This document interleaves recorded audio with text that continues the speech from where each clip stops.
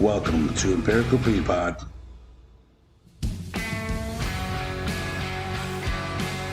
I'm your host, Tim Dave. Thank you so much for continuing this journey with me, where I get to sit and talk to all my favorite people. You guys remember the drill. Don't forget to like, follow, share, subscribe, whatever is going on out there. Let's get into today's episode. And you have a podcast, don't you? I do. At least one? And you've been on a bunch? Yeah, I've been on a few. Yeah. How do you guys start your podcast? So we have a pre-show because we stream live as well. Oh, nice. So we have a pre-show where sometimes we talk about like shitty stuff that's happened that Since week. the last one. Right. Or we'll go and watch like silly videos of stuff that's happened through the week. Yours is a video podcast also, right? Yeah. Must be nice. If I had money. It was nice once weed was legalized. Really? Yes. Why did that change anything? Because we would have to take breaks. Oh. We were like, we're going to take a little 5-minute break. Yeah. Come back with our attitudes adjusted. Now we can watch your attitude change in real time. Right. We're way That's different awesome. in the second half. That's what I hate the most about doing the show is like, I feel like a jag off every episode. Like starting it is the hardest part. It is a little hard. But then we have we go into a theme song. That's how you know the show's starting. Yeah. And we can hear it live, so we sing and dance along. And then welcome to the, I like talking to somebody who's doing what I'm doing better. I've been doing it like this podcast started in my front porch, and it was recorded on my iPhone. Yeah. And then uploaded. That's how it started. And Wow. then we got real microphones. Yeah. You do that with your brother, right? My brother is like the sound guy. Okay. And then my co-host is KB Marion. She is amazing. Yeah. One of the funniest comedians in the area, I think. That's awesome. Yeah, for my weird one, I just have the intro song, and then I have a cold. This is what we're doing right now. It's called the cold open. This is what we're doing. But we're here with Aimee Blaze. Hi, that's me. Yeah, just for starting there, obviously, because that's not your full name, right? Well, that's half of my full name. That's why I noticed. Yeah. Like it's something like. I'm not even gonna try to say it. It's Blazekovich.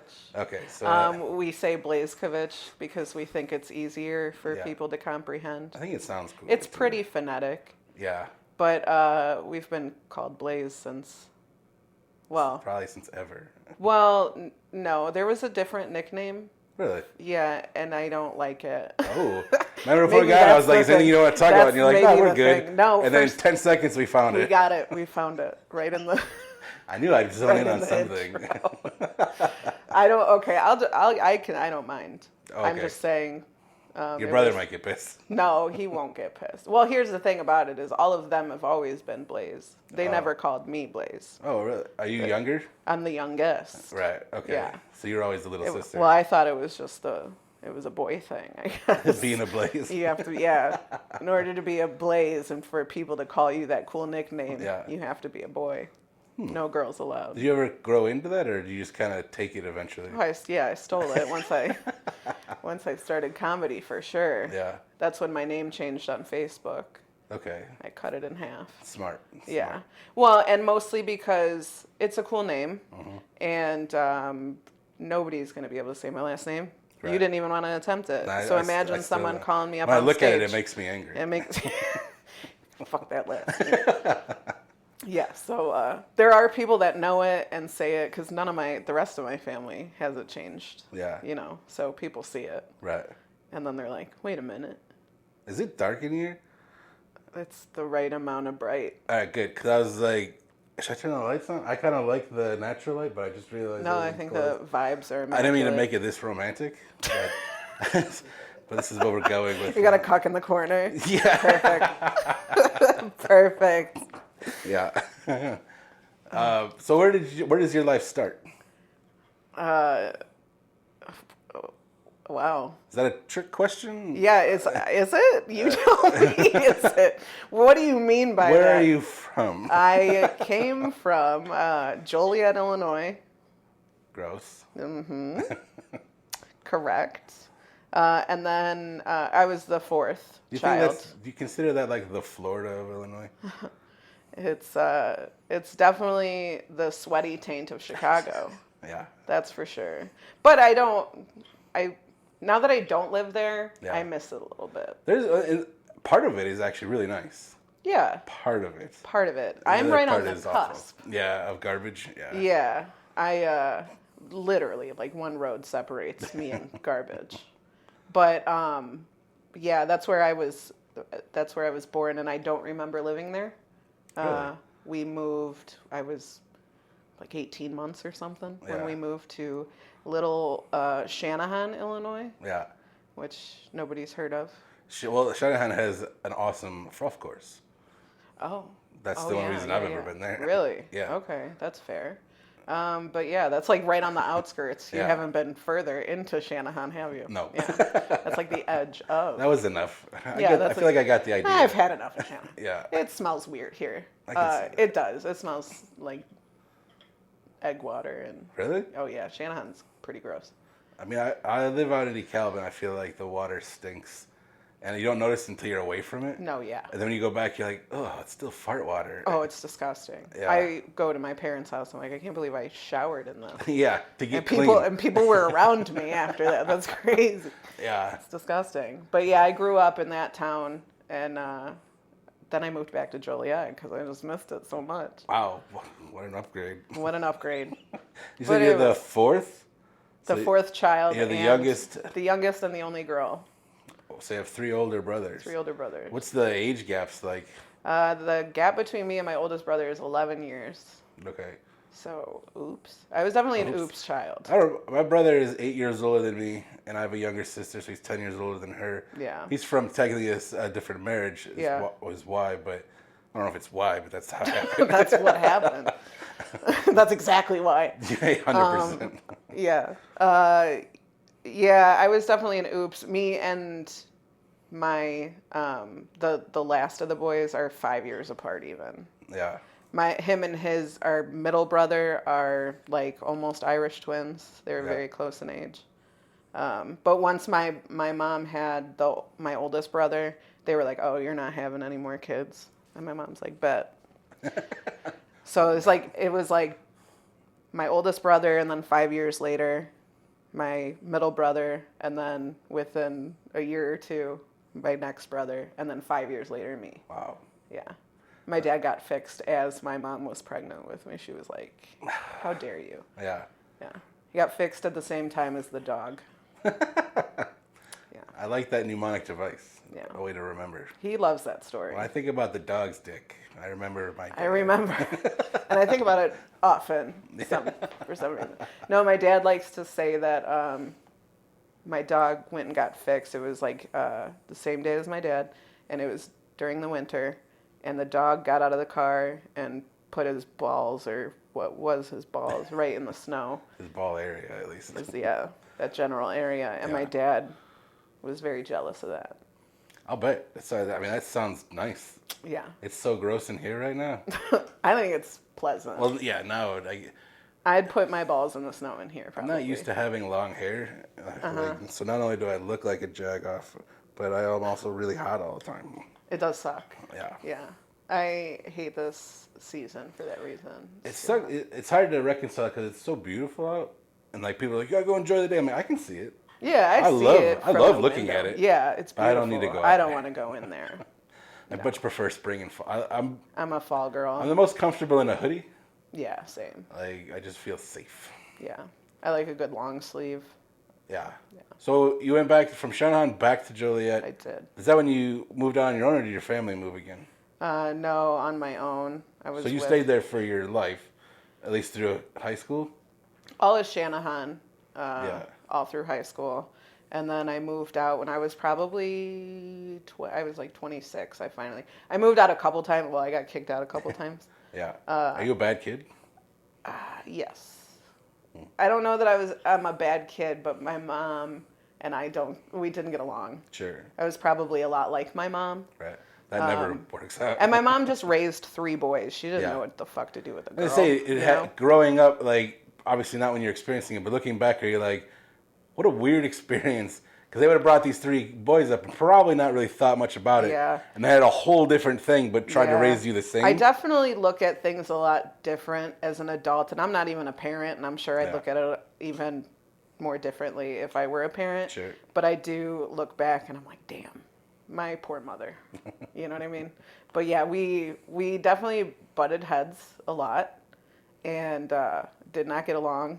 And it's one of those things, like, you can't live with that person to get along with them, right? Yeah. So now we're good because we don't live together. Yeah. And when you visit, do you still feel those little triggers where you're like, this person just knows how to set me up? No, absolutely. I don't even have to fucking visit. It's a phone call. Yeah. It's a phone call sometimes. I'm like, there it is. Yeah. All right, good to talk to you. You know what I mean? Yeah. What was the appeal to go back to Joliet then? Like when you were finally it was cheap, and a place kind of landed in my lap. Yeah. So at that time, I was living with my parents, and I was with the guy that I married. And he had just moved here from Texas. Yeah.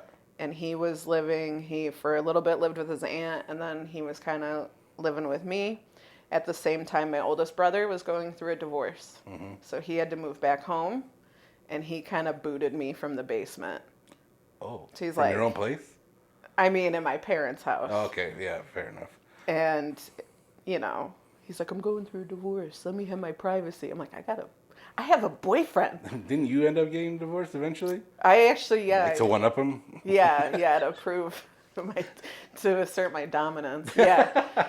No, that finalized like a week ago. Well, because I saw on Facebook that you posted a divorce picture. Yeah, with him. With a not necessarily willing person.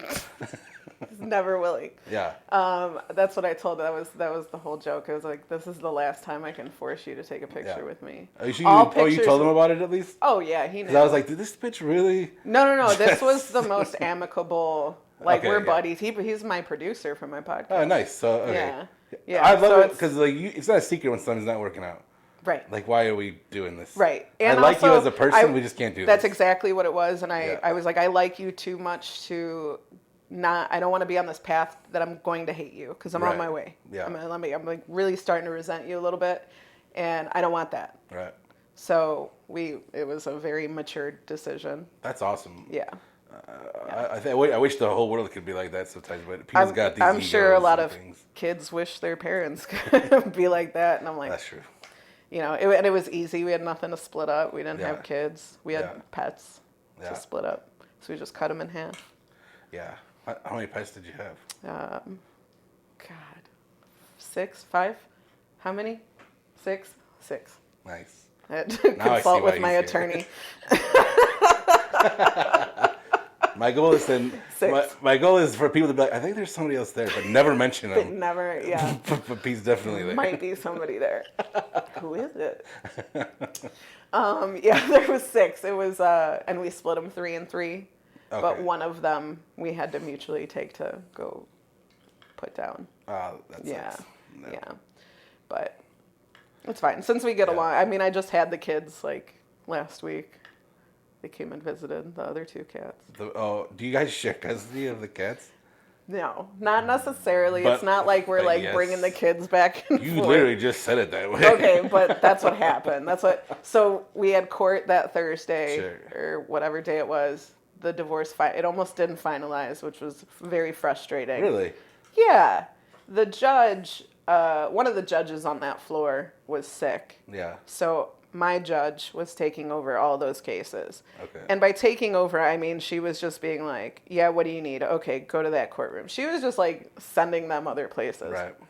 So then his attorney, because I don't have one, his attorney was like, hey, he had a couple of his clients there that day. And he said, hey, I got a couple prove-ups, which is the last step of the divorce.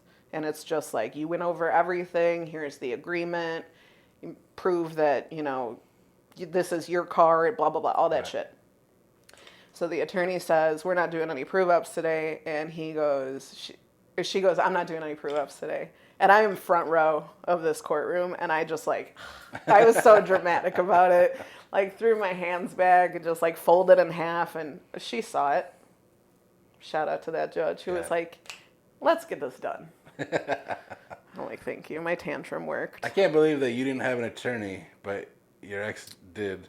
That was what we I was mutually. like, We were what living like, together. That's trust right we there. were literally living together up until I moved in April. Yeah. Yeah.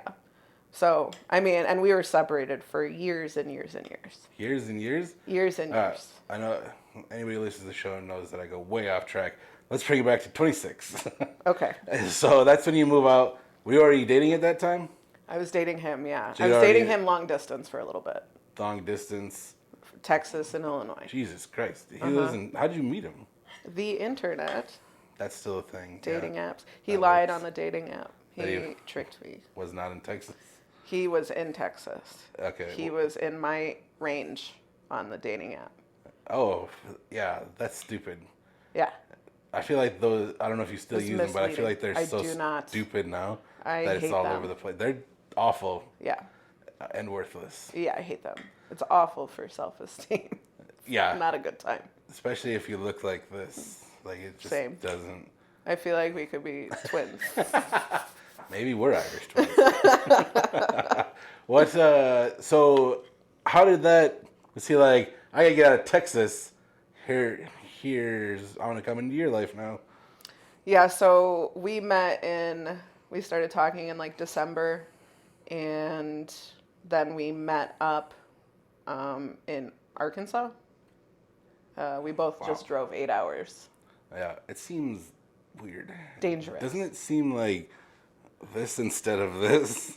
Well, Texas is so large. That's true, I suppose. So Yeah, it's depending like on where he's at in Texas. Yes, exactly. And he's like, you know the square part at the top? Yeah. Yeah. Like, so right under that is Okay. like where he would be. Yeah. So he actually had to drive like all the way the I other feel way. like he would have across. been better off going north. We probably could have gone to like Oklahoma.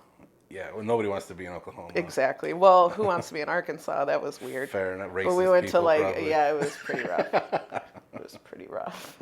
But we went to like Little Rock, Yeah. whatever. And then he went back home to Texas. I went back to Illinois. He came here What did you guys do? Like, you just hang out for the day? Oh, no, we were there like a full week. Did you take a Week and a weekend? half, Oh, yeah. like, but you had just, this is your first time meeting. Yep. You only been talking, what, a couple of months realistically? Yep. Yep. Did you, We had talked. I mean, I my wanna family be a- like knew about the. I Are wanna you not like be a Dr. gentleman. Filling me? No, right not at now? all, but I don't, Okay. I want to be a gentleman, but did you guys get a hotel room? Yeah. Just one. Yeah. That was the plan the whole time. Yeah. I'm Yeah. so happy you're not dead. Yeah. Same. No, there was a whole process. Like my family FaceTimed him. Okay, Like, there was really? So you did a lot Because the of- whole time, a little bit of I'm extra. in this like long distance relationship with him. I'm living with my parents. Right. So they kind of saw all my of it build. 26th birthday was my golden birthday. My brother bought me a tablet so that I could FaceTime with him. Yeah. Instead of using the family computer. Like everybody knew about it. Everybody had talked to him. He does have family here. Yeah. And I had met his cousin. Like his cousin came over and we hung out. I met Yeah. his aunt. Like I met his family before I met him. Okay. So we were. So it's not as crazy. No, as it we were sounds. vetting. I know, like, Yeah. looking and saying it out loud at that time because I was Yeah. so scared my parents were going to be like, you can't go. But I'm 26 years old. Well, sure. Yeah. You know what I mean? And so, yeah, it was a whole thing. Like, I had to give my parents, like, his ID. Like, Yeah. this is where we're going to be. I had to check in. It was it was a whole thing.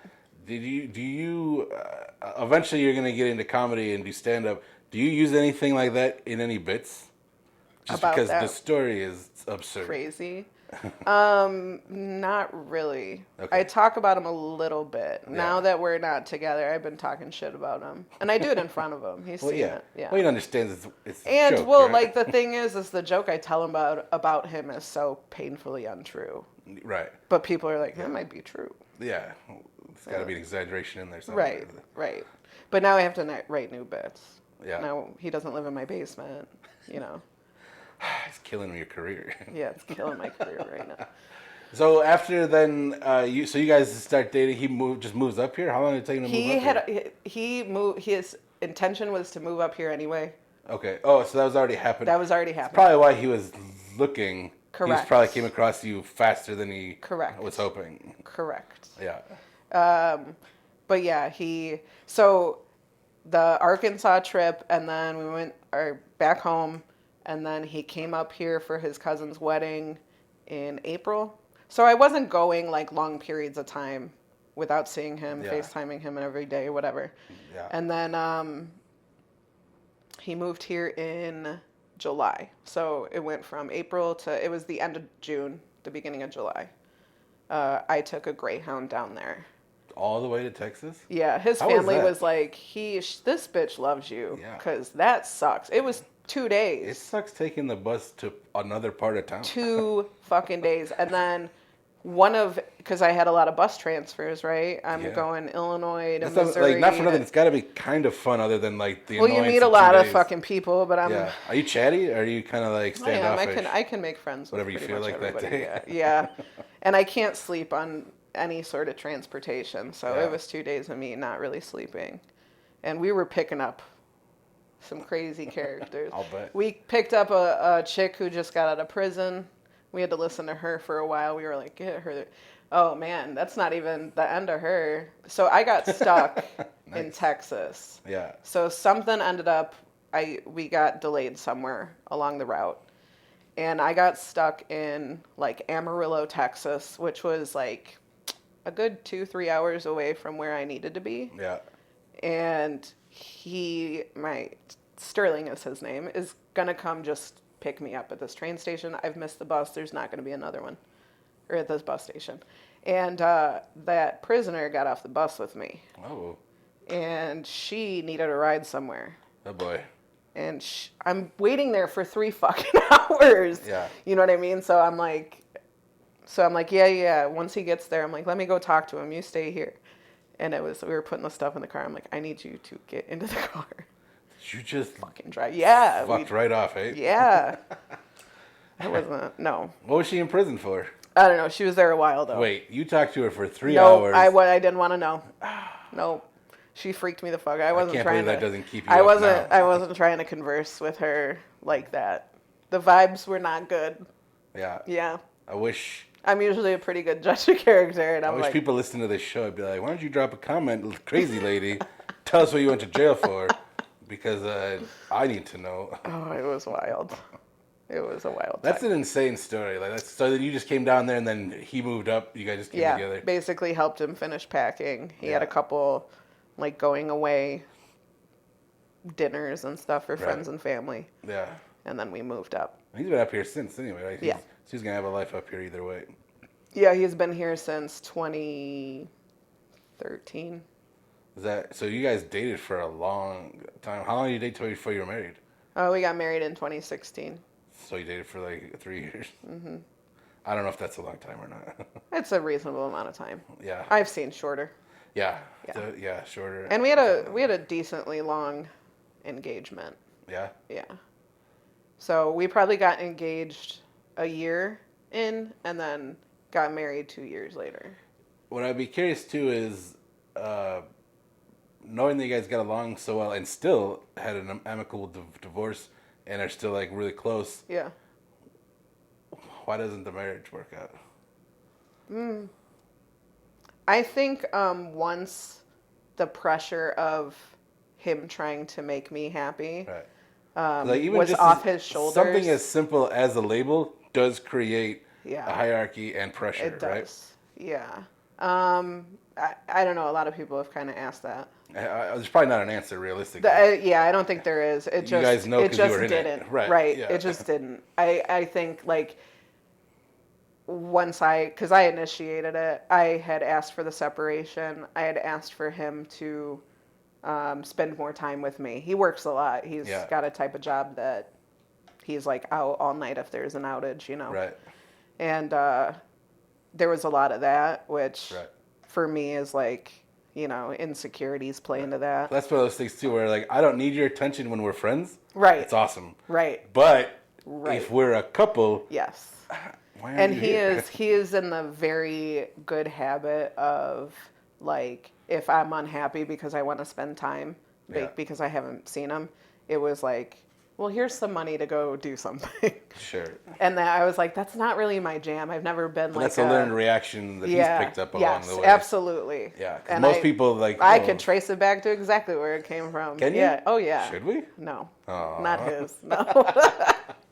Nope. But it's obvious. It's like, it's an obvious. It's a straight line connection. I think we all can figure somewhere in his life somebody did the same thing. Right. Yeah. So, but yeah, once that pressure was off of him, I literally watched like the weight lift off his shoulders. Yeah. I feel like when you were like, I'm probably get divorced. He was like, oh, thank fucking Christ. I mean, maybe, probably he didn't fight it. Yeah. You know, he was. I mean, it was like a sad moment. Yeah, but, sure. Yeah. Then we were like, well, now what? Because then you have to just like undo all the stuff that you've. Well, yeah, but you have to say that, and then like you still live together. Then and you still live together for like, fucking years. It's like, what do you want to do for dinner? Yeah, what do you want to pick something up? I guess. Should you take the garbage out? I feel like now I have to call him Sterling instead of Babe or whatever I called him. It's been so long. I don't. That's got to be a hard transition. It is a really hard transition. Yeah. Because when you're in a relationship and you have pet names for each other and you call them by their real name, you're like, what did I do? Right. Yeah. Why am I in trouble? Yeah. So then all of a sudden there's this switch of like, oh, I have to call you by your government name now. Right. Which is weird. Yeah. There was slips for sure. I know this. You said you were separated for a while before everything finally went through. Mm-hmm. So have you dated since you guys have been not together? Yeah. So what's it like? How's the dynamic of hanging out with a new boyfriend while still being so close? I never like fully got into like a relationship. Like I haven't been in a relationship since. Okay, not like I've like dated, sure, and sure. I don't know. I just kind of gave up. It was fun. I'm too busy anyway. Yeah. Yeah, I work too much. Do you? Yeah. I know I told you before we got on, but so you have 2 main jobs, and then you do like 1,000 other things. Right. So you sell drugs. Yeah, legally, government approved. I have a badge. Do you really? Yeah. Does it say I can do this? Yeah, That's it says awesome. I legally can sell this weed. I already forgot your other job. Debt collections. Oh, I did know that because I always wanted to do that. Medical debt collections Yeah. specifically. That job actually, my ex that we've just been talking about for the past 20 minutes. Yeah. His aunt is my boss. Oh, nice. Fun fact. Interesting. Mm-hmm. Do you ever wish you could just go in and delete the debts? I don't wish that because Really? I don't know any of the. Most of these are like doctors' offices, not individual people that I'm dealing with. Okay, so you. And it's usually like overpayments. So like they got Yeah. paid too much and they need to pay it back. I see. That is different because if it was individual, I'd be like, just write all that off. Yeah, there's been some time. I saw one time like somebody. It's not anybody famous, but it's like a reality show person's dad, like his doctor's office on there, and I'm like, I don't want to enter this. I like that character a lot. That's funny. Yeah. So, did you go to college? Absolutely not. Like, not even a thought. You're like, this is not really. pointless. I was. Did you do well in school, or you like couldn't wait to get out? No, not really. I wanted to. I've get heard out you were really a bad kid. I was not great, but I also had trauma that wasn't dealt with, which is what this is an obvious Sure. correlation. Yeah. Did your trauma come from school or outside of school? Outside of school. Yeah. With, people that I've met in school as well. Sure. So, but outside of school. Like bullying and stuff like that, or? There was some bullying, but that definitely affected me. But that happened more when I was younger. When I was in high school, I was not. I had a guilty by association reputation because of my best friend at the time. Mm-hmm. She was a cunt. She was real bad. Everybody hated her, and I was her best friend. So they're like, so you're a C word Aimee. by association. Yeah, that's really. I'm sorry that I said that word. Now I feel bad. So this is the end of season 2, and nobody's ever said it. I'm glad it's finally out there. I'm happy to be the one. I forget that people are weird about that word. No, I love the word. Okay, good. I also love that. But I also think C word is hilarious. It just makes me be like, cunt. Yeah. That's a C word. So yeah, I didn't have the greatest reputation, and then people would have like classes with me and be like, "Oh, Aimee's pretty cool." So then that was kind of, I was not popular in school. I wasn't like one of the popular like preppy kids, but I was friends with every group of Were you people. messed with because of your association then? Or people I were wasn't just... messed with too much in high school. I was messed with more in like grade school. Yeah. Yeah. And I wasn't friends with her at that time. Right. So, yeah, but that's one of the problems too, is my best friend growing up. Sometimes people have like two best friends, right? Yeah. Her other best friend was my bully. Really? Yes. So she's a C word, and her best friend is your bully. Yeah. Yeah. So you can imagine the... I would like to imagine you made better decisions after. Oh, my mother wished I did. My mom told me all through, she's like, that girl is not your friend, Aimee. Yeah. Like, what a terrible person. Yeah. I'm like, no, she's my friend. You've already said, your best friend at the time, but was there a point then, kind of as you're coming up, where you're like, this person is not my friend? Yeah, we broke up. Her and I broke up. You break up with friends? Yes. When you have a best friend Yeah. and you guys are attached at the fucking hip, when you guys stop being friends, that's a breakup. Yeah. Yeah, that's a breakup. That makes sense. It can be an emotional time. Oh, yeah. And we broke up a lot. We broke up a lot in high school. Yeah. We were on and off again. I feel like that diminishes. And then our final breakup that is stuck this whole time was in 2013. Really? Yeah, that's a long time. Is that 11 years, right? Yeah. Mm-hmm. So, throughout all this stuff, then, so you said, we've heard about your childhood, we've heard about your junior high school. This is a Dr. Phil episode. I'm so sorry. Post high school. How does that make you feel? No, but I'm curious then, where do we plug into where you start? Obviously, everybody laughs at things. Where did you start plugging into thinking about comedy on a different level of just, I enjoy this because it's funny? Oh my God, I wish I had like this extravagant story for this. Yeah. I have always been a lover of comedy. I watched every Comedy Central Presents growing up, any Comedy Central. What was your favorite one? Oh, this is random, but it was Comedy Central Presents Pablo Francisco. Bro, that first one was It's whichever unbelievable. one had like, it was like a kind of like a little kid drawing in the background or something. Yeah.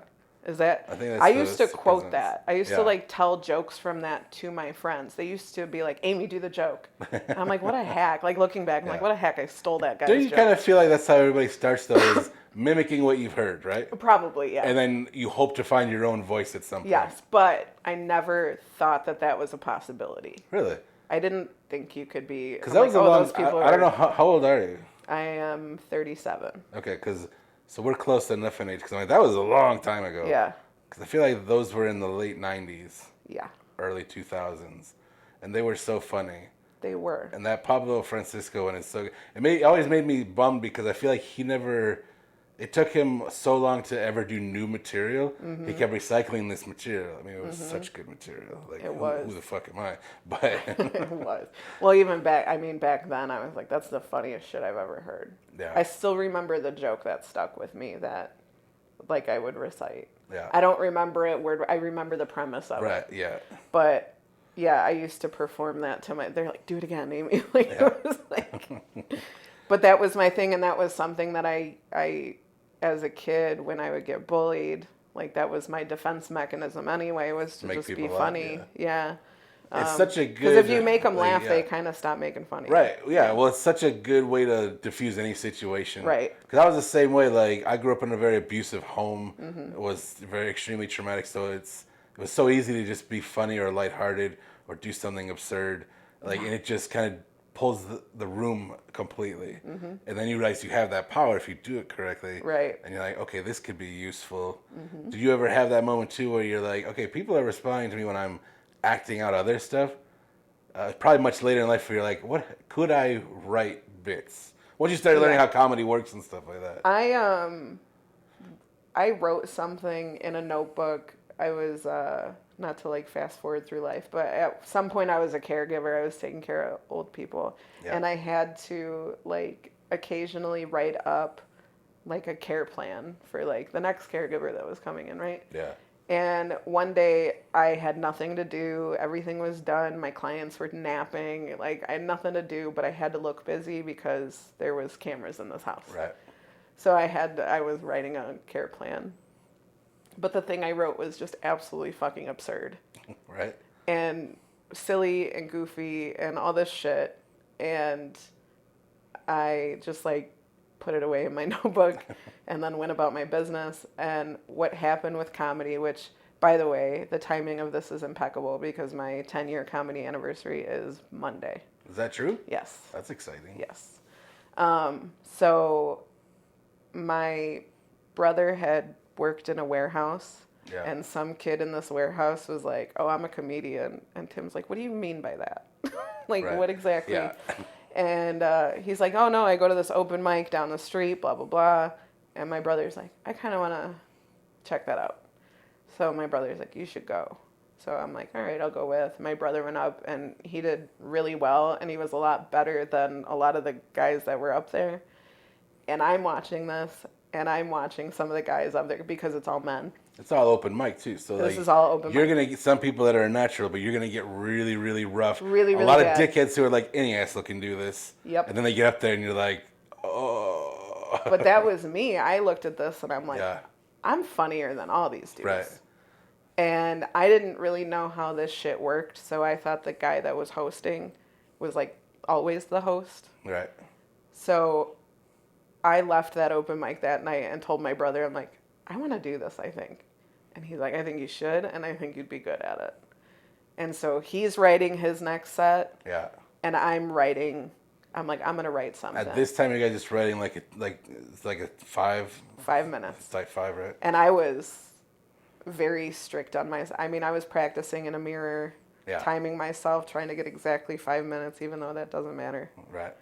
And Yeah, but if you've got 5 minutes and you've done it 3, just go. right. That's what I tell people. Just get out of here. Like, That's all I wanted to work. I'm done. Yeah. But I did my first one at that same open mic. And I actually wrote a lot of stuff about the guy that was hosting. Yeah. So then when I came there that week and I was like, where's that guy? I was going to make fun of him. Luckily he was there and I got to make fun of him anyway. Yeah. And people loved it. Did he love it? Yeah. That's good. Yeah. He doesn't much do comedy anymore. Shout out Brandon Andreessen. But he still comes up to me and thanks me for existing in the scene, I guess. That's good. I also... Nobody's ever been happy that I was just existing. It's a nice feeling. Yeah. But me and my brother took over the same open mic that we went to. So you guys the run first it time. now? Now we run it. Have you guys ever worked a set together? And at the same time? No. I don't think so. You don't think? I feel like you'd remember I that. mean, we've done roast battles. And Okay, right. did we do 2? Yeah, we did 2. And we tried to kind of work together to coordinate if we could. Because I didn't want to do it. I don't like being mean. Really? Yeah. I'm kind of nice. You just said how your first set was about this other guy. Well, he deserved it. That's different. Yeah. What's comedy? Yeah. Well, I feel like there's 2 ways to go in comedy, and I feel like it's changing right now because the mean is kind of coming out other than roast specifically. Mm-hmm. But as far as like seeing a stage comedian that's just mean to the audience is kind of going away. Oh, man. And you're seeing more of, but it's still very self-deprecating. Yeah. The person who may or may not be in the room with us right now Sure. Witnessed it with me recently. Really? Of like, you just being really fucking mean to the audience is not going to get the audience to be nice. Like, they're not going to like you. And that happened at a literal roast battle. Yeah. Oh, man. I feel like it's a defense mechanism if you feel like you're not doing well. Yeah. Is to attack the audience who's probably already not happy. My defense mechanism is to attack myself immediately. Right. Yeah, me too. Yeah. I feel like there's also a way to take the piss out of the audience where they're still laughing about it. Though. Right. Like, but if you you can't gotta do just it, acknowledge that you sucked. You Right. gotta be like, oh, that you guys didn't like that. My bad. yeah, sorry, I'm not better. I'm like, oh, you guys aren't that weird. That's okay. That's all right. That's on me. You know, just gotta acknowledge it. Yeah. But when you're like, oh, you guys are not a talk about shoving gerbils up my ass type of crowd. What's the problem? You're Yeah, I don't know if I would start there. It's like, damn. Yeah. There was a lot. Yeah, that I am retiring from roast battles. I've only done 2, Yeah, well, 3. In the like official ones, I'm undefeated, so I'm done. yeah. I'm not doing it anymore. You're undefeated? So you're at least... I've only done 2. But Still, yes, but 2 out of 2 is 100%. it is. So that's pretty good. Yeah. Math-wise. And you said you don't like being mean, but you're accidentally good at it.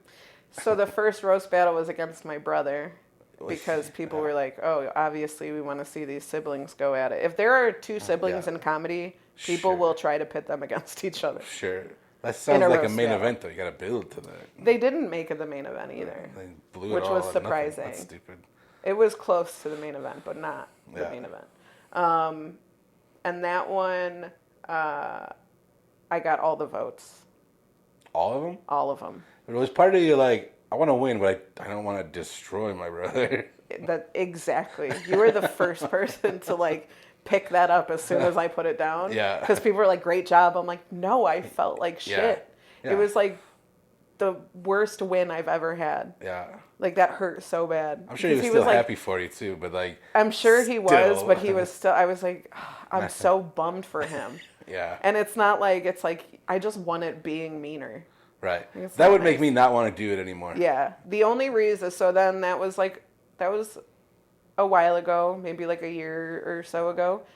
And so the host of that had reached out to me and asked if I would do it again. And I said, only if I can pick who I roast. Yeah. Because I don't want to roast a stranger. I don't want to do research. That sounds terrible. Yeah. And he said, okay, who do you want to roast? And I picked my friend David Sitko, because I knew that David wouldn't go for like low-hanging fruit and just be like, you're fat. Because Right. David's also fat. So I'm like, what are we going to, you know? Yeah. But that is like the main thing that the panel focused on. I think they were like genuinely upset that we didn't go for the low-hanging fruit. Yeah. Like, they were just like, well, you guys are fat and this is going to be a smelly car ride home. And we're like, okay. The truth's Thanks. not funny. Well, the first one was like, oh, this car ride's going to smell like Portillo's. And David's like, Portillo's is delicious. Why is that a bad thing? Can we stop for Portillo's? So, it was. That's what I'd be curious too. Is like, so there's a difference between playing like a small little venue where it's gonna a lot of crowd work and the crowd's very involved, as opposed to like doing an auditorium, which is like much bigger and you can actually do a set. Have you ever got to do any like set work? The biggest room I got to perform in front of, I think, was like 300 people, and it was like a comedy club. Yeah. I was opening for Pat Tomasulo of That's WGN. awesome. Yeah. It was like it was my first big gig after COVID. Yeah. Because everything shut down. We couldn't do anything. The only thing we could do was like Zoom shows, which I was not. It's gotta suck. I don't want to do that. I rely so heavily on seeing my audience and watching, engaging. I feel like comedy in reactions. general. That's like most of it, in my opinion. There was during that time, like even thinking of like huge famous comedians, there was only a couple where I was like, this still works. Yeah. Like the stuff Maria Bamford did was amazing. Norm Macdonald posthumously released his, which wasn't even worked out. Yeah. He's just so goddamn funny. Can do whatever it was the fuck. brilliant. Yeah, it's amazing. But yeah, it just wasn't. People were doing it, but it wasn't my jam. Yeah. I like to talk to my audience, and if I can't see you can't hear anybody laughing. I feel like it changes like everything. Like, yeah, you've got your set and you know where you're going, but it's gonna change the cadence, it's gonna change the dynamic. Like, you have to be in that energy when you're doing it. Well, then I have a set, but I don't write anything down. I just have like a vague idea of what I'm gonna do in my head. I know my jokes. Right. How long is your set? At this particular show, I did 20. Okay. Yeah. And I had to do 4 of those. 420s? 420s. It was 2 nights. Nice. Late show and early show. Yeah. And the last show was, I don't even know if the last show happened. I think maybe it was like, it's like a Saturday night, it's like a 10 p.m. show. Yeah. For Pat Tomasula, which, I mean, no offense, but it's mostly like boomers in the audience. Sure, That's their jam. What I was curious too is like doing roast battles and also like being kind of around mostly seen people in like the normal venues, quote unquote normal venues, whatever that means. Yeah. But like working on a tight 5 there and being able to try stuff then versus having to put together a set for a boomer crowd. Yeah. That I feel like if they knew people like us, they're like, I don't like you. There was also like, because of that big ass show with Tomasulo, like my whole family wanted to go to that. Sure. So that show was a whole different set. Yeah. That I had to come up with. Wait, now will you change your set based on who's coming? Yes. Is there stuff that you won't do in front of certain people? No, there's not stuff I won't do. Okay, there's stuff you'd rather do. Yeah. Because it always works in my favor to point out that my family is there. Sure. And then do my very crude material. Right. People love that shit. Yeah. My mom says that it puts a spotlight on her for sure. Yeah. Because people will turn around and look at her to gauge her reaction. Like you raised this. Yeah, I can't believe your daughter is saying this shit. Yeah. Yeah, so I did some jokes like pertaining to like I wanted to do jokes that my family hadn't seen, like about them specifically. Right. Yeah. I did jokes about like how my parents met and like stuff like that. And my fucking aunt's in the back like fact checking me. Like obviously there's like a grain of truth in some of these jokes and then I embellish the rest for the joke. It's supposed to be an exaggeration. Right. Yeah. And so I'll say something and my aunt's back there, she's like, that's not what happened. Shut the fuck up, Aunt Karen. Almost like it's a joke. Yeah. She was pretty wasted at that show. Yeah, she had a good time. Yeah, that's crazy though. I don't even think, because I'm bad at this job, if you haven't put it together yet, Aimee is a stand-up comedian. I think we talked about your jobs and then we'll just, whatever. Glossed over.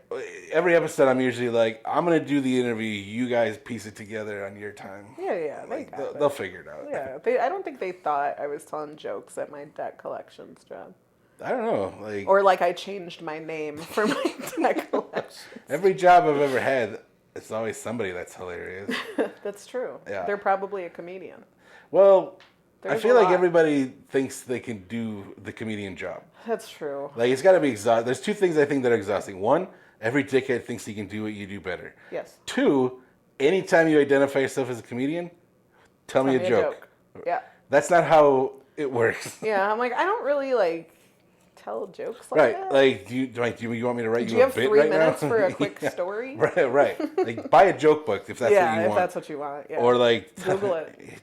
Alexa will tell you a joke. That's true. And she's great at that. She's pretty good. But as far as comedy is more bits and it's... I try to give her tips. Alexa? Yeah. Really? No. I say, because you can have a conversation. I am really nice to her, though, because I'm scared of AI. I think that's fair. I'm very polite to her. So when they finally start murdering everybody... When they take over. Be like, oh, well, Aimee was always so nice. Aimee was super nice to me. You guys don't kill Aimee. It's fine. Yeah, she could live. But I feel like any humans that they don't murder, we're going to end up being pets or slaves. Okay, I guess, but really, what does an AI need us to do? I mean, be cute. Yeah. Like a pet. Man, Maybe they just want me to nap on the couch. If that was my job, that's what I'm saying. Basically, what a dog does. Like, that's what I want. I'm a little bit hoping for it now. I've never wanted Skynet to happen more than right now. I'm just saying the possibility is there. Yeah, you know what? I think I'm going to change my attitude towards Alexa. Yeah, you need to be nice. Maybe start purring a little bit. Like every day, just say, Alexa, do you need anything? Do you need anything from? I got. I do. How's your day? If I ask her anything afterwards, I'm like, Alexa, thank you so much. And I appreciate you. You don't even know. I always ask her when her birthday is and make sure to tell her happy birthday. Wow. Alexa, set a reminder for your birthday. That's ridiculous. So, was it getting into comedy? Was there any challenges, or did you have any like bumps in the road? Because I'm curious too. Is like even when you hear about like ultra famous people there's like people, or even when you talk to somebody about their favorite comedians, they'll be like, there's this line that happens that is like almost like a slap in the face. Well, she's good for a girl.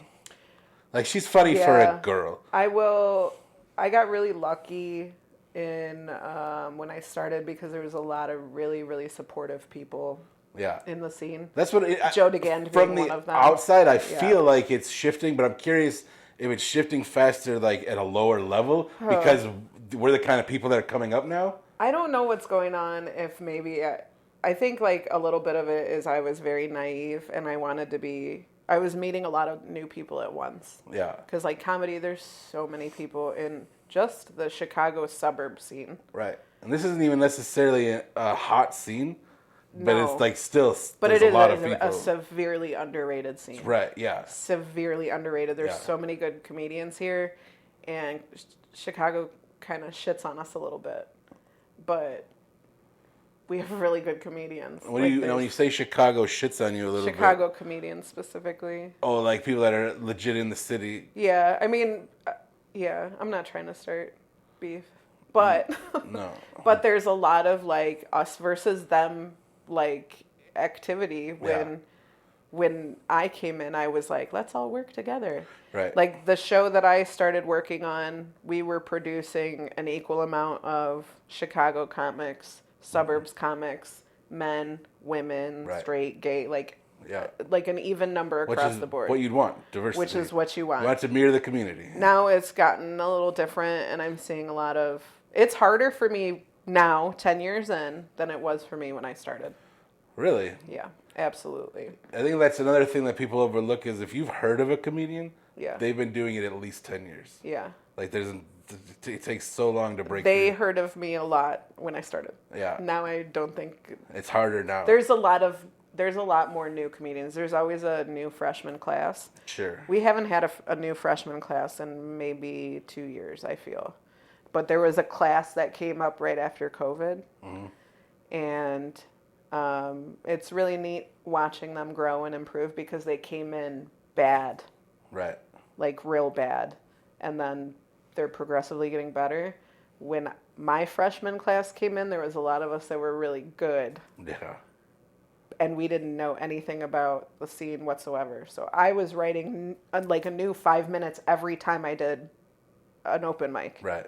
And because I didn't know that you could redo jokes. Yeah. I didn't know what an open mic was for. I didn't know that more than one existed. Right. So, yeah, I got like really spoiled when I came in and people really liked me and I was getting booked all the time. And then kind of life happens and that's not really the case so much anymore. But I can't get out as much as I used to. There's a lot of open mics. Like my home base was the Comedy Shrine, which is not a brag at all. Because that place kind of sucked, but that was where I got booked the most. Yeah. That was where everybody knew my name. That was where they kept Malort on the bar for me specifically. That's disgusting. What I did. But like that was my home club, and now it's gone. Yeah, probably because of the Malort. It was the Malort. So gross, dude. It couldn't have been like the thousands and thousands of dollars that he was in. No, we nailed it. It's the Malort. It's definitely the Malort. It's insane to think, though, like, it's almost like it's working backwards. Like, I just don't understand. It is working backwards for me, for sure. Oh, so that's kind of your personal... Are you not... like, because it's a hell of a commitment. Like, another thing I don't compare it to pro wrestling. I don't even think we were recording it. I can't remember. But I also was in a local band for, like, 10 years, and it's kind of the same... I hate that mentality of... people holding each other down, and you see it a lot in the local bands. Yeah. Because everybody thinks they're better than every band, and I'm like, you dickheads! If we all do well, the scene does well, and everybody makes money. Right. Like we should want to lift each other up, so that we are building a scene. Correct. Like it doesn't make any sense to just sit here with your ego. Yes. But also in stand up, because to an extent, it's kind of like being famous. Mm-hmm. I mean, it's exactly like being famous, where maybe 1% break through. Yeah. Because there's not really that many famous comedians. No, there's not. And, I mean, there's a lot of comedians, and I am proud of the ones that I do know that have made it. We have one right now. Like, he did a show for us right before he blew up, and now he's, like, big-time touring. Yeah. Like, big time. Like, he's on lineups. He was just on a marquee with Sarah Silverman and Nice. Bert Kreischer. Like he's making it, and it's neat to watch that happen in real time because a lot of that happened, but right before me, like Yeah. right before I got into the scene. We had like Hannibal Buress was in the Chicago scene, but he was everywhere. Yeah. So yeah, it was. He like not for nothing. He kind of blew himself up on a fluke. Yeah. Like, Yeah. but that's all it takes in That's this day and age. what ends up happening. Also, yeah. he's hilarious in general. Yes. So goddamn funny. So one of my biggest show regrets was I got booked at a like a house show in Chicago. It's like a DIY venue at somebody's Yeah. apartment, right? Right. And day of something happened and I had to cancel. And Hannibal just showed up to that show and did a set. And I'm like, are you kidding me? But at the same time, I'm like, as much as I would have loved to meet him, there's no way I could have ever followed that. Because he probably wanted to go up and just like say some shit and get it over with. Sure. And I'm like, if I had to go after that, Yeah. fuck that. Yeah. Well, it's like you hear the stories out in LA of like insanely famous people that'll just show up Dropping in. and then like somebody gets bumped and like and somebody else has to come on and be like, I just quit comedy right now. Yeah, what am I supposed to do now? How do I go after that? That's crazy though. So like you could get booked just at somebody's house. yeah. How is that a thing that's not Because shady? networking. I Yeah? mean, this It's place. everybody's known in the community. Yes, this place has been going on for so long. Like Hannibal used to perform there. Yeah. But yeah, it's been going on so long. People know about it. That's awesome. It's the whole scene is just crazy to me. So again, you said you're less known now than 10 years ago. There's a lot more new people now that don't. Yeah. Yeah. Do you still get out there just as much today as you did 10 years ago? Oh no, absolutely not. Do you just not want to, or you No, just, it's the time. I got a second job, oh, right? you know, Yeah. because I was like, oh shit, now I'm coming up on like. I'm guessing you have bills to pay. I do. That's the it turns problem. out. Yeah, yeah. And my one job that I've been at for 11 years now, I can't even say 10 years now, it just showed me the notification that I've been there 11 years, is paying me minimum wage. Wow. Yeah. And that's because minimum wage got bumped Yeah. up. Yeah. That's crazy. Yeah. Do you So. think ever of getting a better job? Yes. That's good. My problem is that I work from home and it's really nice and cushy, So and nice, I dude. can kind of get away with a lot. Yeah, I worked from home for a year. I was a project manager. I was like, this is the best. It was the best. I noticed that once that was over, I was like, oh, it's hard to walk now.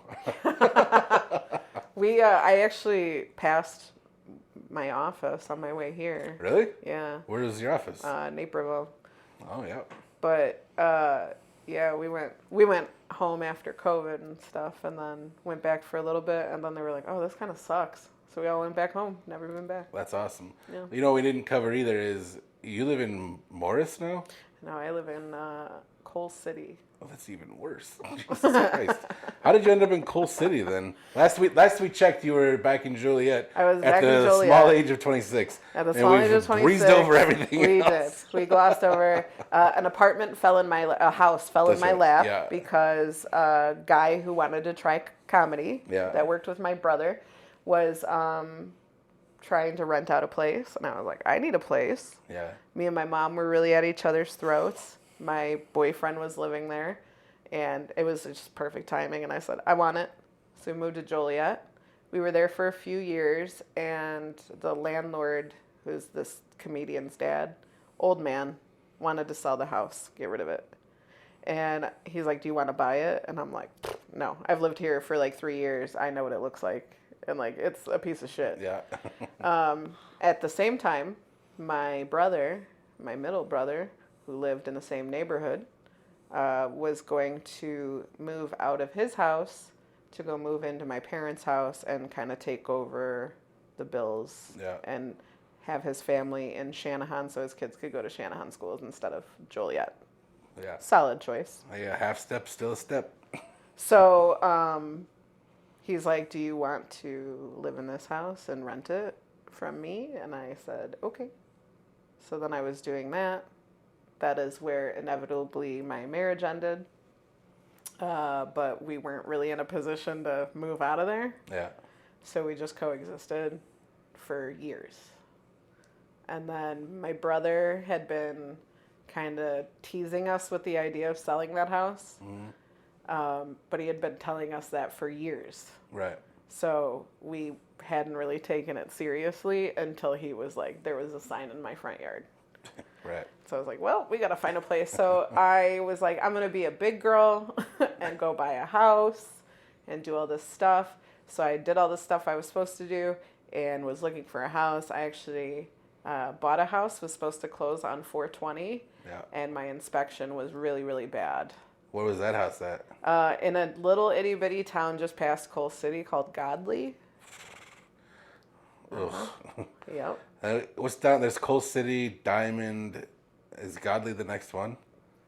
After the highway, but there's also Carbon Hill. That's Carbon Hill. There's like 3 of them that make up one actual town. Yeah, that's them. But yeah, Godly's like down the street. Yeah. Yeah. And so that one fell through, and then I ran out of time.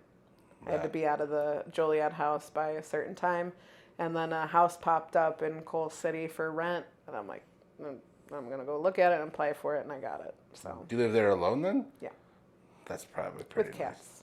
Nice. Yeah, I haven't lived alone. I feel like ever. Yeah. Yeah. I don't think I lived alone in an apartment in Pontiac, Illinois, for maybe like a month before I moved out. You're so bad at picking towns to live in. Yeah, I picked cheap towns. Which is smart, I suppose. Yeah. If you want to keep a roof over your head. Right. Well, that's when you make minimum wage at a job you've been there for 10 years. Yeah. You don't have many options. That's true. Yeah. Well, actually, one of my favorite people, one of my really a close friend of mine lives in Coal City, and because it's so tiny, I feel like you should know each other. You probably don't, but it'd be a lot cooler. Does your friend buy weed? I don't know.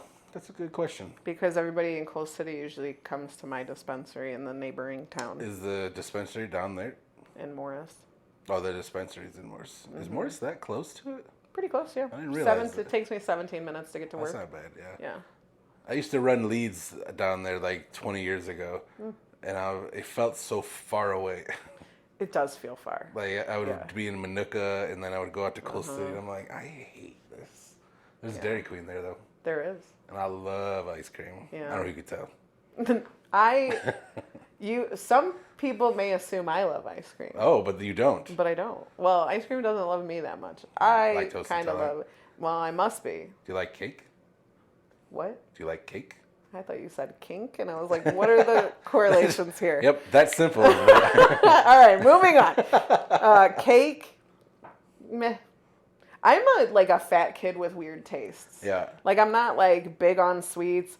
Like, I bought all that fucking candy for a movie and took none of it. Really? Like, I'll eat sweets here and there, but yeah, it's just. So, because sometimes I'm like, oh, I know how I did this. I know how we got But here. like, if you don't.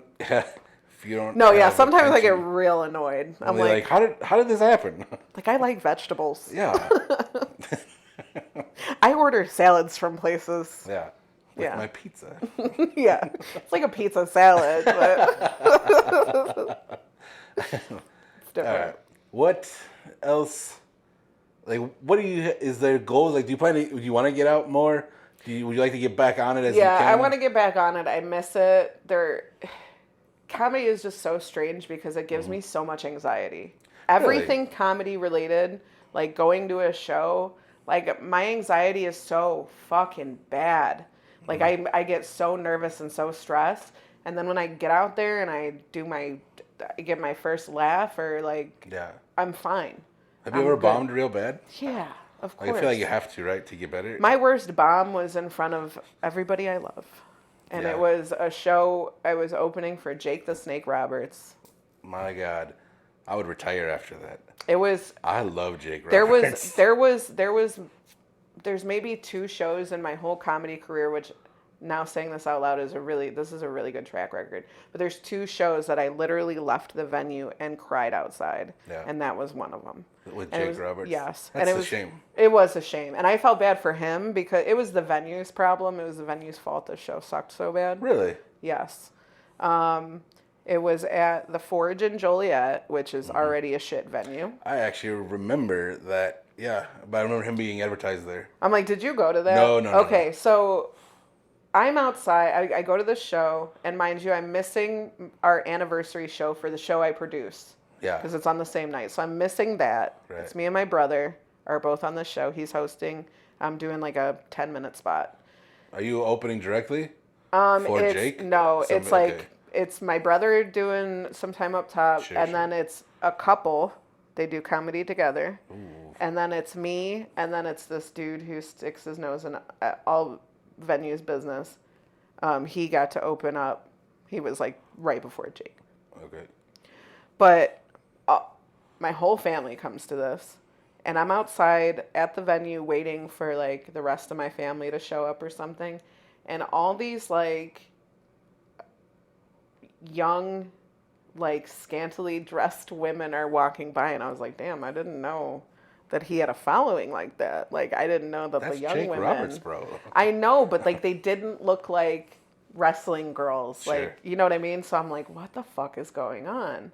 And then I walk back into the venue, and there's like all this commotion going on. And they're like, oh, that's right. So basically what it ended up happening is that they booked Jake and my show. Mm-hmm. And Jake specifically wanted comedians to, he was just doing like a storytelling. Sure. Yeah. And he wanted specifically comedians to open for him. So I was excited. And then they double booked it with a Magic Mike stripper show. Oh, so that's what they were doing. Yes. Oh, that's very different. So instead of the venue being like, let's cancel the show, or like, hey, come back, blah, blah, blah, they're like, here's free tickets to this comedy show / Jake storytelling hour, whatever. You guys can all sit in the balcony. I feel like I know where this is going. They sat up in the balcony. Yeah. And to appease these women, they sent the Magic Mike boys up there to like mingle or whatever. So the whole time they didn't shut the fuck up. Right.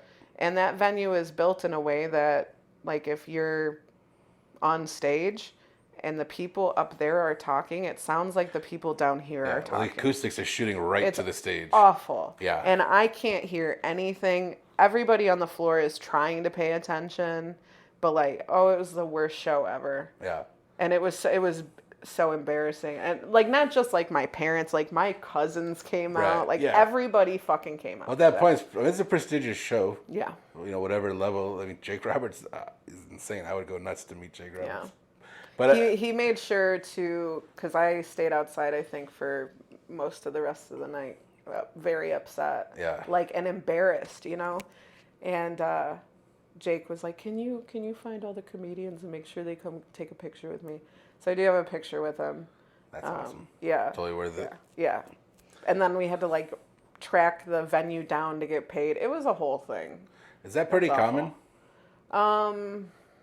Not necessarily. Okay. Most of the shows cut you a check pretty quickly, or they'll pay you cash pretty quickly. Yeah. There is a venue that I still have never gotten paid from. That's like a big club. That was my last show before COVID, before everything got shut down. So yeah, they've never paid me, and that's pretty common with them. Do you find that pay in general is kind of all over the place? Yes. Like, do you know open mic night probably isn't going to pay? I get paid at open mic night, and my pay at open mic night has gone up since COVID. Okay. She wanted us to come back pretty prematurely, the venue, and I was like, I don't want to do that. So she kept asking, and at that time we were making like 15% of the bar, which on some nights is $3. Yeah. Sure, but on other nights. But on other nights it's pretty nice. Right. So then we decided to do like, okay, if you want us back, we have to do the mic outside. There's a nice space outside, and we have to get paid. Yeah. Like, we started off at the 15%. But nobody was going back there. Yeah. So we weren't getting paid shit. It wasn't worth it. Is that just you personally, or is that the group? No, that's just us personally. So presumably nobody else is getting paid. Yeah, there's probably some people that get paid for their open mics, but yeah. Nobody, I wouldn't get into it for the money. No. But like that versus like when you did the auditorium with Thomas Tomasello? I can't Yeah, even say it. Tomasulo. Yeah. That one was, they told me my pay up front and then... Probably cut me- contract and stuff. Yeah, there's a contract. Yeah, even I think I had to fill out a tax thing. Really? Yeah. That's exciting. Once you like work, I was working there pretty regularly. Yeah. But yeah, and then they just cut you a check for all 3 or 4. I think I got 3 shows. But they told me ahead of time what it would be, what I get paid, so I could agree to it. Some shows pay based on how much they make at the door. Yeah. Some shows don't pay at all. That's true. Which I don't do those.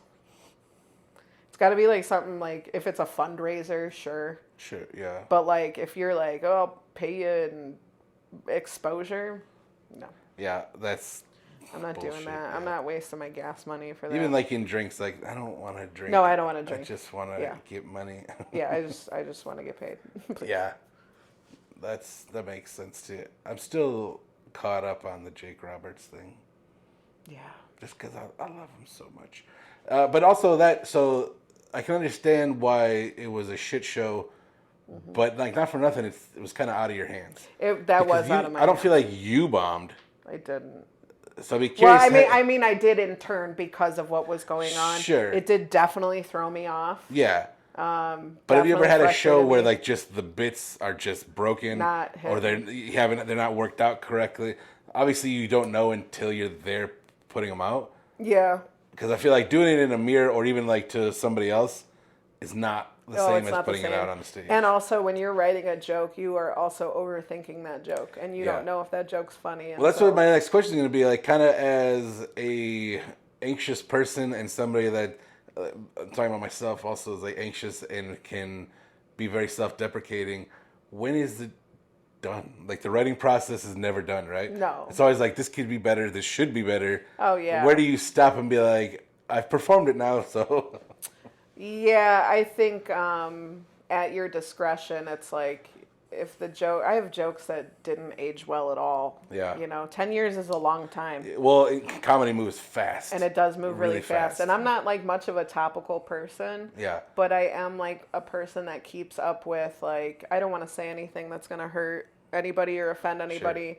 So there are definitely jokes that I had back in the early like teens of the 2000s that were not as great as, and then that I won't do.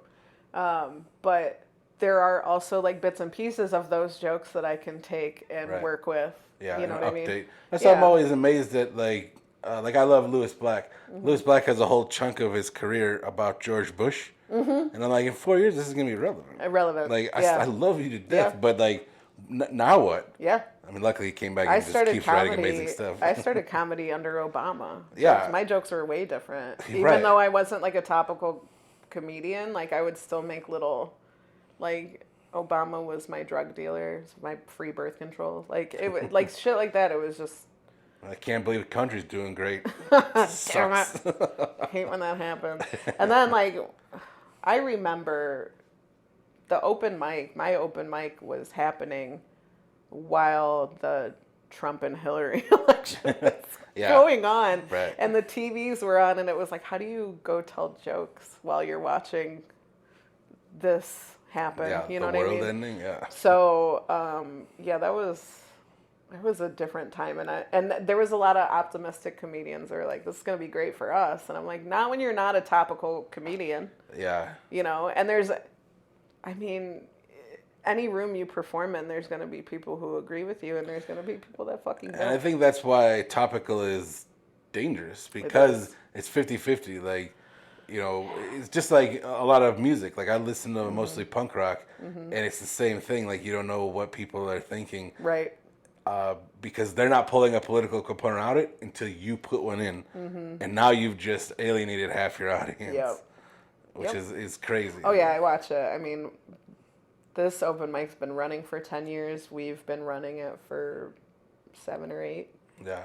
And, yeah, the stuff that goes through there, I'm like... The inability for some comedians to read the room, which is something that I really pride myself in being able to do in comedy and in my regular daily life. Like working at a dispensary, Like that's something that they love about me is that I can like I'm observing and people watching all the time and knowing like something's not right here. Like that person's not happy. What can we do to fix that? Right. Like stuff like that. But people's inability to read a room and be like, oh, maybe I shouldn't say jokes like this because it's obviously upsetting people in this room. It's just not there. Yeah. It's just not there. They're like, well, I'm going to work on the bit. But I think there's two schools of thought, right? Is read the room, don't be a dick. And then other people, let's be a dick and Let's control offend the room. Yeah. Yeah. Because I was going to say, too, I'm always curious. It can be hard to reconcile. I love so many different kinds of comedy. And there's so many different choices. And the current movement of society, people talk about wokeness. Like, to me, a lot of it is common sense. Right. And I'm all for that. And I think that that's well overdue. But I do think that there's an overreaching arm that is trying to silence comedy in a certain aspect that I think can potentially be harmful to that medium. And I'm always curious what people think of, are we going far enough or are we not going too far? Like, what do you feel like that on your level of what you're seeing? I will always think that there's a way to go about shit. And I think that my rule of thumb is the joke has to be funnier than it is offensive. Right. I am all for dark humor because I've always coped with trauma with humor. That's how the only reason most of us are alive. Right. My problem is, and I feel like I've talked about this so much recently, is what people's like definition of dark humor is. Like, well, there's dark and then there's hurtful. Yeah. You don't want to be hurtful. No, and dark humor is supposed to be your own trauma, right, not somebody else's trauma. Yeah, or presumed trauma right, or forced trauma. Right. Yeah. So when you're I observe comedy a little different through like a woman's eyes. Right. And like I see like the little notes of like misogyny that like men don't even realize they're doing a lot of times, And like, which is not an excuse. It's a real thing. It is a real thing. But it is not an excuse. Like, it's up to us to be called out in an effective manner, to shut up and listen and be like, fuck, I didn't even see that. You know what happens, though, that I'm finding when I do call that out is, Aimee is emotional type of... I'm not going to say that anybody has said those words. Right. But the stereotypical... You're being too sensitive. Right. I have to sit right in the front of my own open mic, right? There's not a stage. It's just the floor. Yeah. It's this distance, right? Right. And I sit on the outside. My brother sits on the inside controlling the music. I'm controlling the light. And I have a board with the next comedian's name on it to hold up. And I am not going to lie. And my face doesn't lie. If I don't like a joke, like... well, this is my face and I'm not reacting to it. And the amount of comedians that call me out specifically. Yeah. Oh, Aimee didn't like that. Oh, Aimee looked away for that one. Meanwhile, my brother's sitting here. Right. Same look on his face. Same disgust, disappointment. And Have nobody you guys ever talked says about anything. that? Oh, all the time. Because he's got to be like, that's gross. He actually brought it up to me. Really? And he like probably because you're used to living in that kind of bubble. Yeah, I'm just whatever. He pointed out a few different things. He said, you notice that because we do like a late list, if you need to sign up, you want to be on the list, but you can't be there for when I put the list out, message me, I'll put you on the late list. And it's always message me or Tim, and I tag Tim so you could just click on his name. Nobody messages Tim. Nobody. Everybody messages me. That's your job. You're the girl. I'm the girl. But there's just like little shit like that. He's like, they never say, oh, Tim doesn't like that joke. It's always me. Which I think is so counterproductive to even call that out. Right. It's like, hey, my joke didn't hit. Let me point out how bad it didn't hit. Yeah. Let me point out that the producer of the show that lets also me didn't do like this doesn't like it. Also, she runs a show in Joliet that I'd like to be booked on, but... Because I feel like it's common sense, though, and maybe it isn't, like, but to me it feels like common sense to be like, okay, is this a bad joke that's not there yet? Or is this just stupid material? And I've seen that happen. I've seen a joke where I'm like, ooh, if it was just like a little bit different, this would be a really good joke. And then I've seen. Would you offer a note or would you? I've offered notes or I've offered tags. I gotta feel like even that is tough, just even as It a is woman. a little tough. Going up to a man and being like, "Let me tell you how to do this better." But on the opposite of that, the amount of men that come to I gotta me, think every set. Oh my! Especially people that don't know that you've been doing it forever, and they're like, "Oh, hey, sweetheart, let me explain to you how this works." I had like a very personal like joke about like, and this it was like obviously embellished, but it was like a joke about me and my dad. Yeah. And a comedian who had seen me do it once, and mind you, at this point, this joke was known. All the comedians knew it. They're like, "Do that joke." Yeah. Like they knew the joke. He saw me do it one time, and he goes, "You know what I think that joke could use? I think you should add a little, oh, and we did this." And I was like, "Yeah, but that has nothing to do with anything of the joke." Yeah. And he's like, "I'm just saying." And then brought it up to me later in an argument. Wow, really? And was like, "I gave you a good tag, you didn't use it." And I'm like, "It wasn't even a good tag." Sounds like he should write that joke. Yeah, he was off. That's crazy. Yeah. I can't imagine, like, there's so much ego, like, not even just, in general, there's so much ego that has to be there. Yeah. To believe in yourself, to get up and do this, to write stuff like this, and just in the whole world. It's really hard to walk that line of, like, becoming an absolute dickhead and just staying healthily able to do this. Yeah.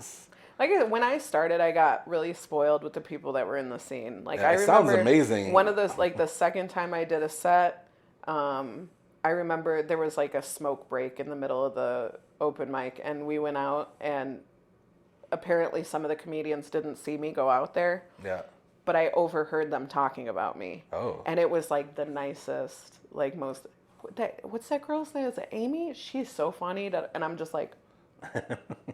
I'm like, wow, what are all these women talking about? So I got a little when people spoiled. like you. I'm like, oh, this is weird. different. But I know I'm kind of charming.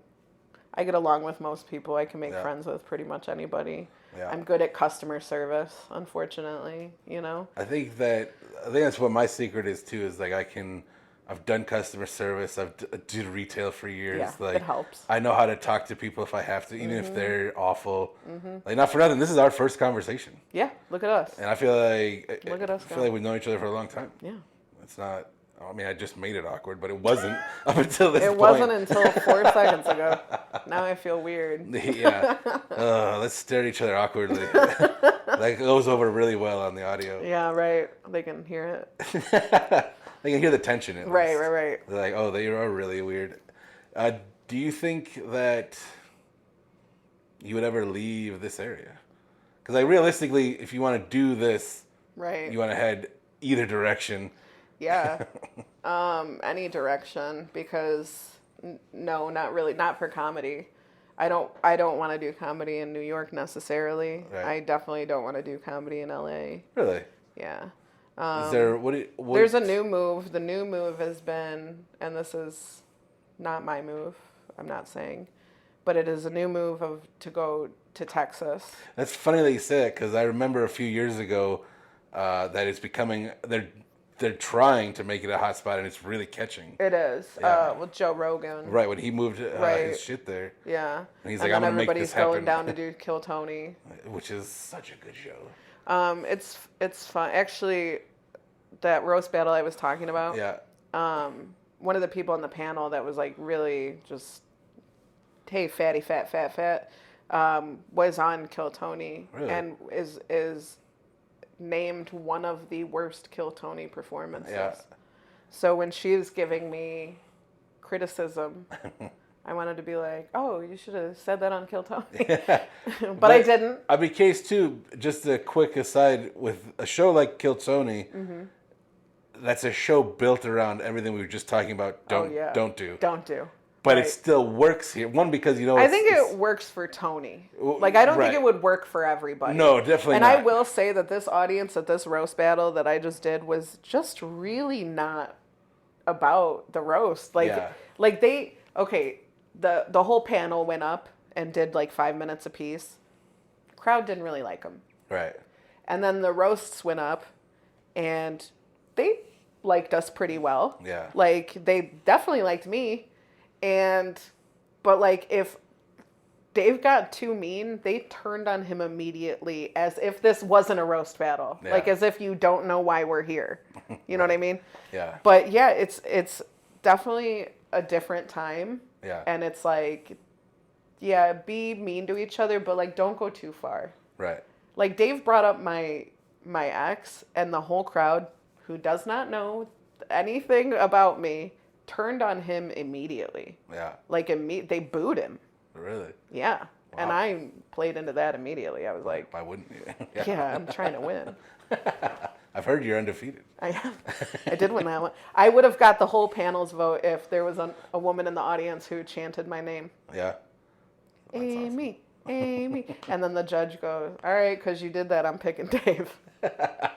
So then she did it again for the next vote, and I said, you need to stop. This is not helping me. Yeah. Yep. I do think that the Kill Tony keeps the balance of us progressing as a people. As dumb as it may sound, I just think that because I feel like you go into it knowing everybody's here just to take the piss. Mm-hmm. It's all in jest. Mm-hmm. Because part of what I love about comedy is a subgroup of like, I don't feel this. I want to say it because it's shocking and ridiculous. Yeah. Because it's so stupid that we're gonna laugh about that, mm-hmm. not what it's actually about. Right. But just the fact that I said it. Yeah.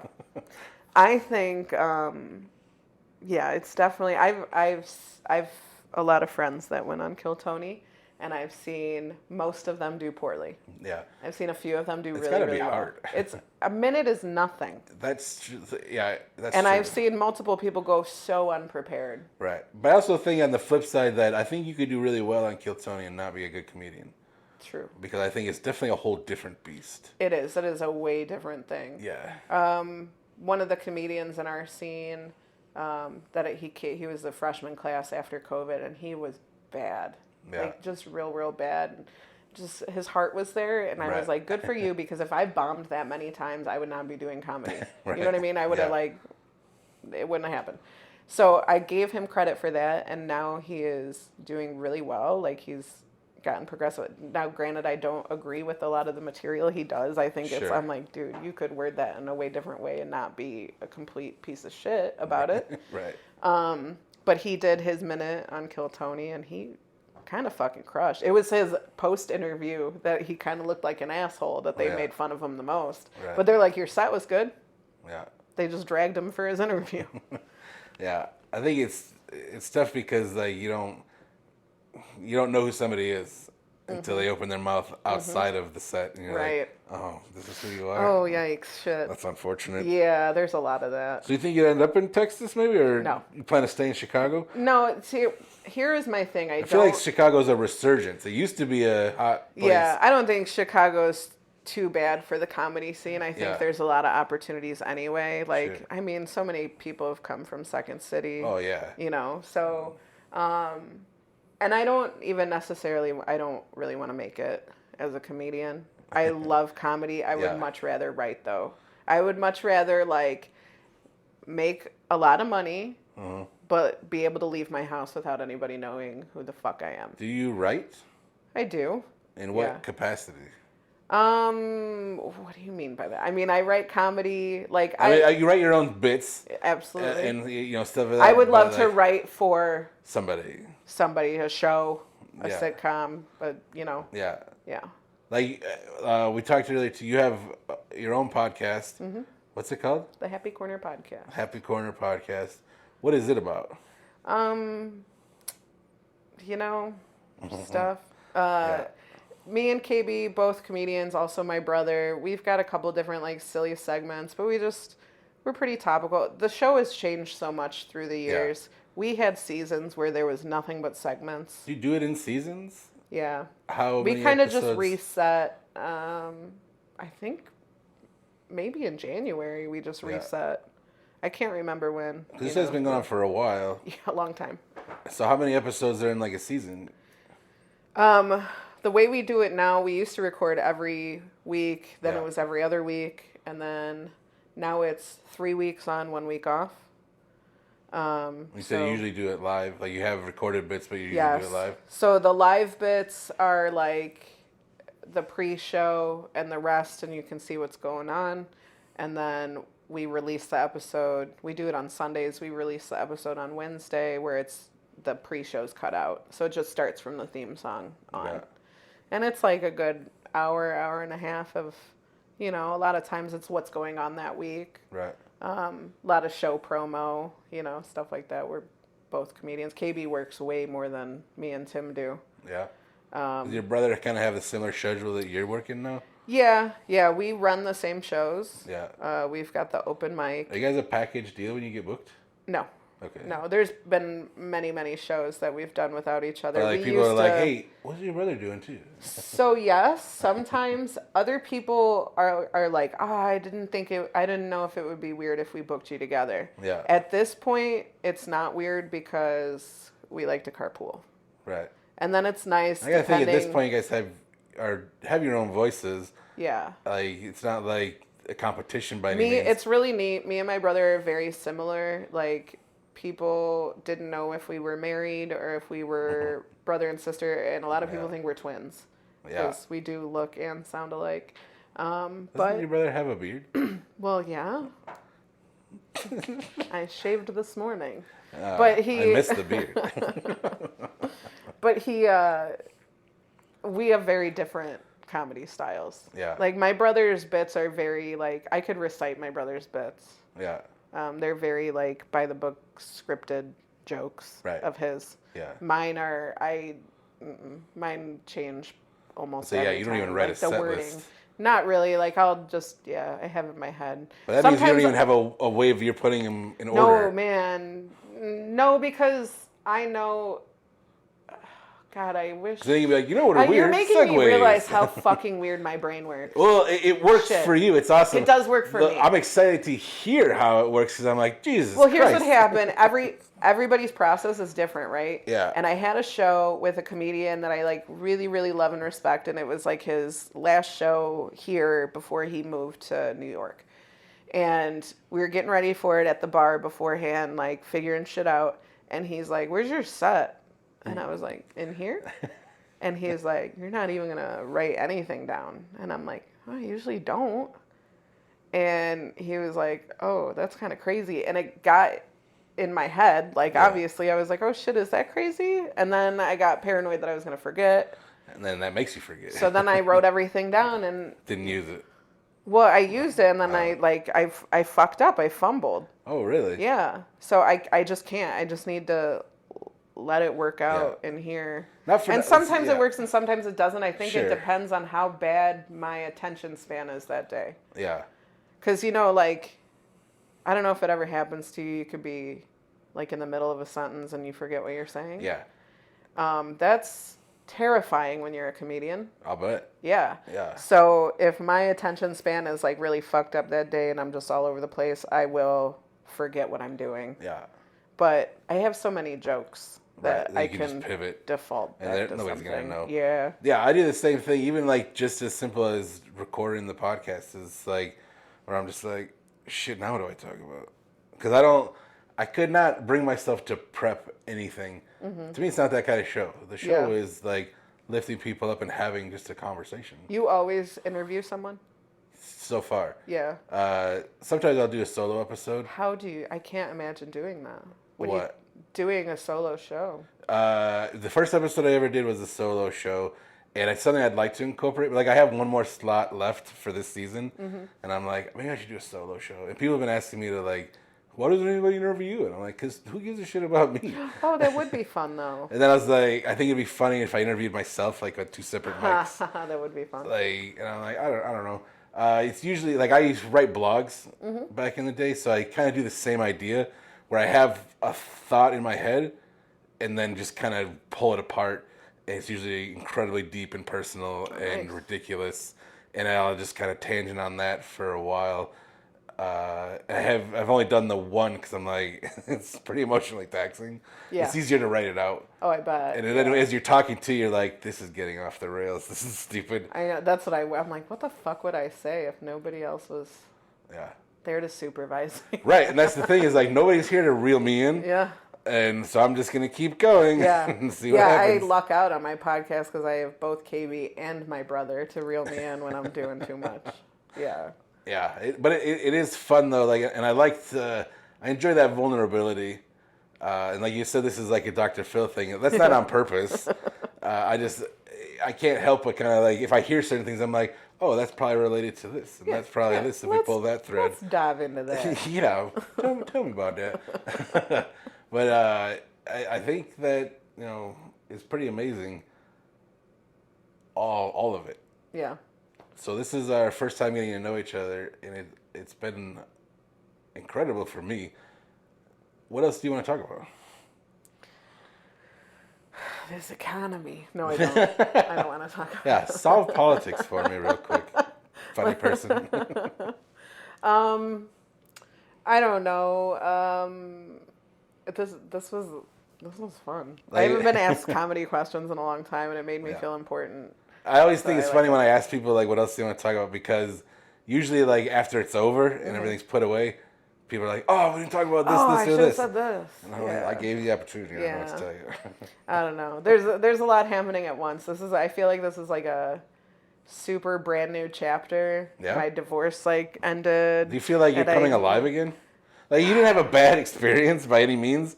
Like is this... I know. I'm like I got really spoiled. And there's like nothing to bitch about. Usually it's like I've had this traumatic marriage. I know, and I'm like rising from the flames. Yeah, you were literally like, "Hey, do you want to get divorced?" And your husband's like, "Yeah." Hey, come take this divorce picture with me real quick. I love that your perspective of that, by the way, because I wondered, like the comments on that picture were so like his family was like, I don't know what to say, as if this was something they did not see coming. Which it always, I've said it before, even on this show too, is divorce is always good news, and that weirds people out. Yeah. But it is because something's not working out, and you're betting on yourself to do better with your life, and that they should do better with their life. So to me, it makes sense. And we as people presume things kind of like dogs that things are forever. Right. And then they're not. Like a relationship serves its purpose, and then you move on, and you hope to evolve as a couple, but you don't always. Yeah. And to be able to recognize that, I think, is incredible. And then to even act upon it and be like, hey, let's just do this as easy as possible and probably stay best friends. Awesome. Yeah. Like, it just seems... Are we buddies? There's a reason we got together in the first place. Right. I love you genuinely. Right. But this part doesn't work out. Just that. And that's what I explain to people. Just like, not everything worked out. Some parts are good. Yeah. Other parts just aren't. And that's fine. Yeah. There's a reason why we're in each other's lives. I genuinely feel that about everybody. You know what I mean? So, are you friends with other exes too, or no? Those are probably way different stories, right? Yeah, not. Because like I'm friends with all my ex-girlfriends. They're all amazing people, but the relationship just served its purpose, and then it's over. There was like my first like big relationship out of high school was like the first boy that I ever had a crush on when I was a child. Oh, like really? First grade, yeah. So something you've been pining over for 20 years. Oh my God. Well, I did then like first grade to maybe like second, third grade. I had a crush on him, and then I kind of moved on because he didn't give a fuck about me. And then after high school, after we turned like 21, actually, we I think reconnected on like MySpace. That's how long ago that was. What an old sentence. Yeah, and I was like, oh my God, this is like fairy tale shit. And then he was like a giant piece of shit. So I'm like, all right. Are you ever impressed with the bullshit you'll tell yourself? Oh, every day. Like, in retrospect, you're like, oh, you know what? Maybe I'm the problem. Yeah. No, yeah. I was literally having that conversation before we got here about like, he made mention about like, oh, every time we go to a new town, it's you dated a different J name here, which was almost true. Yeah. And I'm like, at one point you said like, there's a lot of like drama with your exes, and it really made me be like, fuck, it's me. God damn it. It's me. You're the common denominator. But I am confident in saying that I've genuinely dated pieces of shit because when you have low self-esteem, that's just what ends up happening. You know what I mean? Do you consider yourself to still have low self-esteem? Not like I did, like, but... It is different. It's different. Like, 'cause I feel like I'm going to lump us together. Like, we're self-deprecating people. Yeah. And we like black comedy and stuff like that. But we're in such different place than we've come. Oh, for sure. Like, and it's definitely a little bit less of giving a fuck. Yeah. There's that. The older I get, the less I give a fuck Sure. about whatever. But then I think for me, it gets really disappointing on how I do let things affect me. After that roast battle, man, I was down for like 2 days. Really? Like, yeah, fucked me up. Yeah. And it wasn't anything that. And you won. And I won. That's what I'm saying. These Yeah. wins feel awful. Yeah. But it wasn't anything that my friend said to me in the roast. I'm just genuinely like, that panel fuck them. It's draining. Like, Ugh. yeah. You don't want to hear about yourself like that. And it's always stuff like you don't think I. The only good thing that came of that is I wrote a joke that was everybody was making fun of me for being fat, and 10 years in comedy, I wasn't ready to come out yet. Nobody knew I was fat. Like, come on, everybody fucking knew this already. Yeah. Like, Right. It's not a funny joke. It's low hanging fruit. Yeah. And for some reason, it still upset me. Right. You know what I mean? I'm like, it's Well, the stupid, and that's you what know gets it- me. yeah, that's what gets me is I get that it that too. upsets me. Not right. even well, that. then you're mad that you're mad. Genuinely. Or upset, yeah. Cause I just say I like to. And then I you're like fighting to with make, yourself. I like to make jokes too, where I'm like, I don't know if you could tell by this tight T-shirt, but I'm a bigger fella. Yeah. Which I can do. Right. But when somebody else does it, also if it's not funny, Right. if it's just to be mean, because there's a way to do it where I'm like, it's pretty good. That was pretty funny. But there's other times where I'm like, it hurts my feelings, man. Yeah, like, please. We know it's not a Why? secret, but come on. Yeah, exactly. Like, I think that maybe they think because it's not a secret Yeah. that they're like, I could do it, but I'm like, That's the part that makes it hacky. right, right. The best one was the one girl goes, "Oh, it's good to see Jelly and Roll could be here tonight," and I'm just like, Jelly Roll's a lovely man. I love Jelly Rolls. He was just He's at a lovely SummerSlam. man. Yeah, he chokeslammed somebody at SummerSlam. It was Wow, awesome.